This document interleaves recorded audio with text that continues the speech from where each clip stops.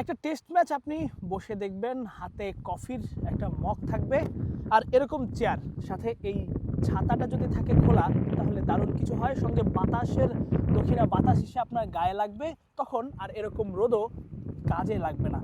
বাংলাদেশ এবং অস্ট্রেলিয়ার মধ্যকার দ্বিতীয় টেস্টের ভেন্যু গ্রেট ব্যারিয়ার রিফ মাকাই স্টেডিয়ামের এসে যেটা দেখলাম তাতে মনে হলো যে দারুণ একটা ভেন্যু। আর সেই ভেন্যুতে ঠিক আমার পিছনে এবং আমি যেখানে বসে আছি এরকম চেয়ার পাতা, দর্শকরা এখানে বসে খেলা দেখতে পারবেন আর সঙ্গে কফি আর আড্ডা তো চলবেই। শুধু তাই নয়, যদি কোনো দর্শক চান যে তিনি আসলে ঘাসে বসে খেলা দেখবেন, সেই সুযোগটাও কিন্তু রয়েছে। চাইলে ঘাসে বসে ঠিক এভাবেই খেলা দেখা যাবে এবং বাংলাদেশের খেলা নিয়ে আলোচনা করা যাবে।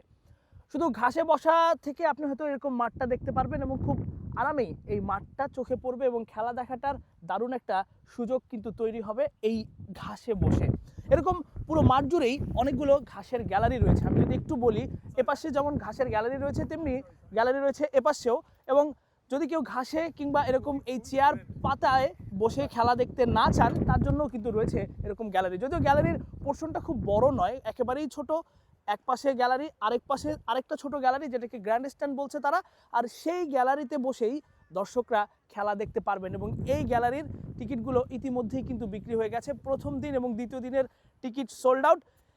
কিন্তু যারা খেলা দেখতে আসবেন তাদের জন্য সবথেকে আকর্ষণীয় জিনিস হচ্ছে এটাই। শুধু তাই নয়, আরও যারা মনে করেন যে বাংলাদেশের দর্শক যারা রয়েছেন, ক্রিকেটারদের সঙ্গে দেখা করতে চান, তাদের জন্য সবথেকে বড় সুবিধা এবং এই বিদেশের মাঠে এই একটা সুবিধা, সেটা হচ্ছে আপনি খুব সহজেই হেঁটে হেঁটে এখানে কিন্তু দাঁড়াতে পারবেন। চাইলে একেবারে এই ফেন্সটায় দাঁড়িয়ে আপনি দর্শকদের সঙ্গে কথা বলতে পারবেন, ক্রিকেটারদের সঙ্গে কথা বলতে পারবেন, খেলা দেখতে পারবেন। এমনকি অনেক সবথেকে বেশি দেখা যায় অস্ট্রেলিয়ায়, সেটা হচ্ছে যে এই ফেন্সে দাঁড়িয়ে বাচ্চারা ক্রিকেটারদের অটোগ্রাফ নেন, ছবি তোলেন এবং একদম কাছাকাছি, এত কাছ থেকে আসলে বিশ্বের আর কোথাও খেলা দেখা যায় না। অন্তত বাংলাদেশে তো সম্ভবই নয়। বাংলাদেশে কাঁটাতারের বেড়া থাকে, আপনি চাইলেই ক্রিকেটারদের সঙ্গে দেখা করতে পারবেন না। অনেক দূরত্ব মেনটেন করা হয়, এই ফেন্স থেকে বাউন্ডারির মধ্যেও দূরত্বটা অনেক বেশি থাকে, কিন্তু এখানে দূরত্বটা একেবারেই কাছাকাছি, হাত ছোঁয়া দূরত্ব। তাই এখানে যারা খেলা দেখতে আসেন তারা খুব সহজেই ক্রিকেটারদের সাথে দেখা করতে পারেন,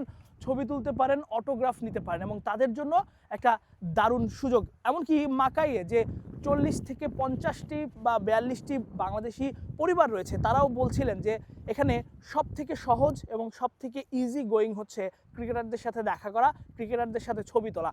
এ কারণে বিশ্বের এই মাঠগুলো এতটা সুন্দর হয়ে থাকে, এ কারণেই বাংলাদেশের বাইরের মাঠগুলো এতটা সুন্দর হয় এবং এখানে খেলা দেখে এনজয় করা যায়। আমরা দেখেছি অস্ট্রেলিয়ানরা তারা শুধু খেলাটা দেখে না, তারা বিভিন্ন দৈনন্দিন কাজও কিন্তু এখানে করে। তারা গল্প করে, ফ্রেন্ডসের সাথে দেখা করে, এমনকি বাচ্চাদের জন্য খেলার অনেক ব্যবস্থা থাকে। তাই টেস্ট ক্রিকেটটাকে এনজয়েবল করতে তারা সব রকম চেষ্টাই করে এবং যেমনটা এতক্ষণ আপনাদের দেখালাম, নিশ্চয়ই বাংলাদেশ এবং অস্ট্রেলিয়ার মধ্যকার দ্বিতীয় টেস্টটাও এনজয়েবল হবে বাংলাদেশের দর্শকদের জন্য।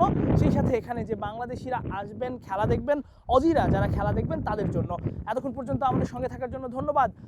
মাকাইয়ের গ্রেট ব্যারিয়ার রিফ থেকে এতক্ষণ আপনাদের সঙ্গে ছিলাম আমি, তাসফিক পলক।